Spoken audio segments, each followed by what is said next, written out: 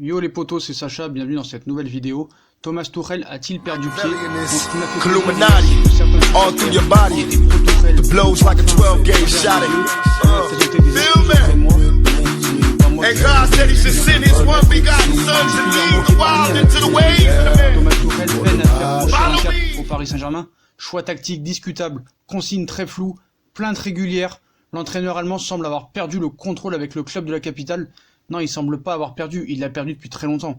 Donc après le beau temps, la pluie, un terrible orage, encensé par les médias et les amoureux du Paris Saint-Germain lors de ses 6 premiers mois, Thomas Tuchel a vu son image être sérieusement écornée depuis plusieurs semaines déjà. L'élimination de la dernière Ligue des Champions contre Manchester United semble à ce titre être l'événement qui a déclenché ce virage à 180 degrés dans la perception que beaucoup ont eu du coach allemand. Donc le PSG, le même PSG qu'en fin de saison dernière, voilà, c'est pareil. La défaite à Rennes 2-1 dimanche n'a fait que confirmer cette réalité.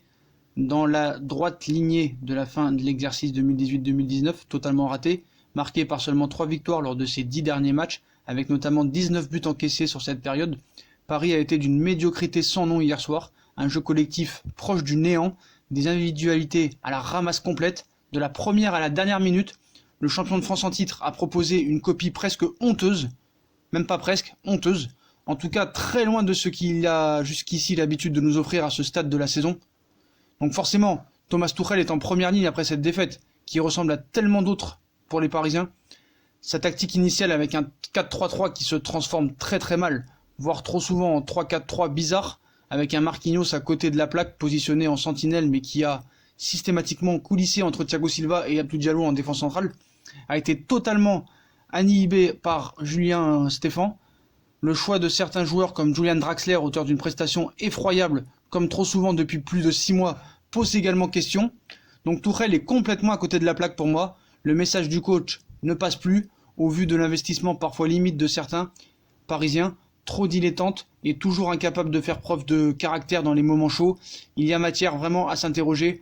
Plus préoccupant encore, Tuchel sait-il quelle direction prendre? Là aussi, il y a des choses à redire. Arrivé avec une réputation de coach adepte du beau jeu, l'homme de 45 ans n'a toujours pas réussi à donner un style propre à son équipe.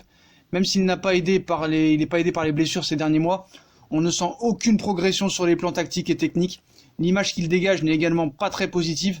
D'abord sanguin et très expressif sur le bord de la touche. À son arrivée, l'ancien technicien du Borussia Dortmund donne désormais l'impression de subir les événements, d'être moins impliqué. A contrario, ses multiples plaintes et recherches d'excuses sur des sujets divers et variés se sont accrues, ce qui ne facilite clairement pas les choses, même si la saison reste encore très longue, excusez-moi. Le PSG va devoir régler ces gros problèmes qui pourraient rapidement devenir très très grands et gênants, surtout lorsque le niveau va s'élever en Ligue des Champions. Je vois pas comment Paris va s'en sortir. Donc voilà. Donc quand il y en a qui se plaignent de ne pas avoir Neymar hier, moi ce qui me frappe dans le jeu du PSG, c'est le manque total de rigueur défensif. Les joueurs sont trop attentistes.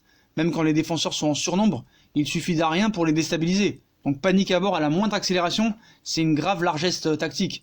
Donc voilà, quand tu vois Thiago Silva venir pleurer, donc pour moi, faut tirer des conclusions dès le premier accro, voilà. Faut pas me dire ouais, c'est que le deuxième match et tout. Pour autant, non. La situation est alarmante depuis des mois.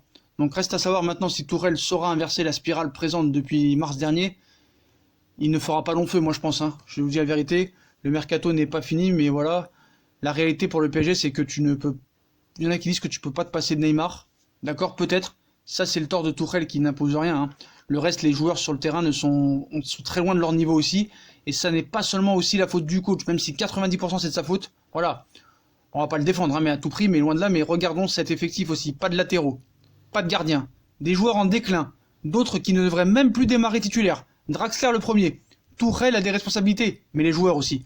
Donc Tuchel est un problème au PSG dans la mesure où depuis 6 mois, le jeu est catastrophique et néant absolu. Les joueurs ne savent pas se placer, se déplacer, ne savent pas utiliser le ballon, une autogestion sur le terrain, mais réellement le coach est loin d'être le seul problème, unique. Et moi ce qui m'a un peu énervé hier, c'est quand il te dit à 1-0, il fallait défendre. Il fallait fermer la porte. Comment tu es le Paris Saint-Germain, avec le palmarès que tu as, avec les ambitions que tu as, contre Rennes, une équipe vraiment très affaiblie, tu veux fermer la porte? C'est pas possible cet entraîneur, c'est pas possible. Donc ça fait combien de temps qu'on parle de niveau des latéraux, qu'on parle du niveau du gardien, d'un Draxler fantomatique, du manque des personnalités globales de l'effectif, du manque de fond de jeu, des choix discutables. Donc voilà, en fait, il n'y a rien de surprenant hier.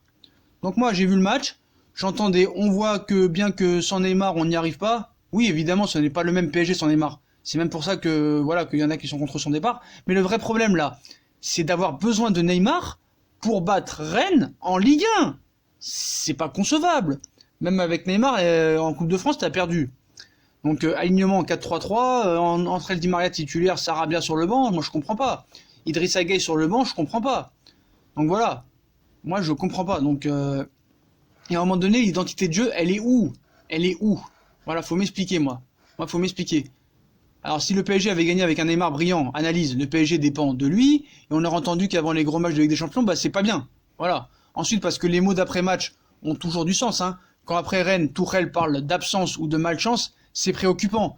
Déjà, son analyse post-Manchester United avait été très problématique et reste épouvantable. Donc voilà, tous les analyses du match du PSG à travers l'absence de Neymar sont d'une stupidité sans nom. Après chaque match en Ligue des Champions, après chaque interview d'un coach, on s'esclave devant l'idée de collectif et là on raisonne par l'individu, c'est tellement bête et facile. Mais voilà, maintenant faut arrêter, je pense que cet entraîneur, voilà, il a eu sa chance, il fait pas l'affaire, donc il faut s'en séparer. Vous allez me dire, vous prenez qui? Prends qui tu veux, prends Allegri pour Mourinho, mais prends quelque chose. Prends un gardien, prends un attaquant, prends des latéraux, essaie de te débarrasser de Kurzawa, de Meunier, fais quelque chose, parce que là c'est pas possible. Voilà. À partir du moment où tu dépends d'un seul joueur, tu n'es pas un vrai coach. Voilà. Je suis désolé. C'est très inquiétant pour la suite, le concernant et pour l'équipe qui ne pense qu'à le perdre non plus. Mais c'est à Tourelle de trouver des mots et des solutions, et moi je pense qu'il n'en est pas capable. Donc voilà. Pour ceux qui ont défendu beaucoup Tourelle la saison passée, ils avaient basé son système sur Neymar. Donc bon, admettons. Mais là, ils savaient qu'il y avait une vraie possibilité que Neymar ne soit pas là au mois d'août, et absolument rien n'a bougé. T'as l'impression de surprendre un gamin qui n'a pas fait ses devoirs. Vous voyez ce que je veux dire? Donc c'est exactement pareil. Avec le Barça sans Messi. C'est la fin, dis-toi que si Neymar aurait eu la chance d'être jamais blessé, on serait allé en finale de Ligue des Champions. Non, Tourelle n'est pas monstrueux, loin de là. Donc Neymar devrait rester, certes, mais voilà. Neymar va certainement rester, mais voilà. Qu'a fait Tourelle dans cette perspective? Rien. Il explique qu'il a besoin de lui, qu'il ne dormirait pas s'il partait. Mais tout dépend de Neymar pour Tourelle. C'est ça le plus grave dans le fond à son sujet. Donc voilà, ce gars n'a jamais été l'homme de la situation. Depuis le mois de février, il a la ramasse complète, que des excuses. Un coup c'est l'arbitre, un coup c'est les blessés, un coup c'est les dirigeants qui lui donnent pas ses joueurs. Faut arrêter, hein. Il a eu tout ce qu'il faut, donc maintenant faut arrêter. C'est un mauvais gestionnaire, c'est un mauvais coach. Voilà. Donc qui retourne à Francfort, ce sera très bien pour lui, ce sera de son niveau. Voilà les potos, si on a kiffé la vidéo, comme d'habitude, on like, on partage, on s'abonne. Dites-moi en commentaire si vous pensez que Tourelle doit être viré, qu'il a perdu pied, que c'est que des excuses et qu'il faut s'en séparer très vite. Voilà les potos, j'attends vos commentaires, abonnez-vous, likez, partagez, et je vous souhaite une très bonne journée. À plus tard dans une nouvelle vidéo. Tchuss!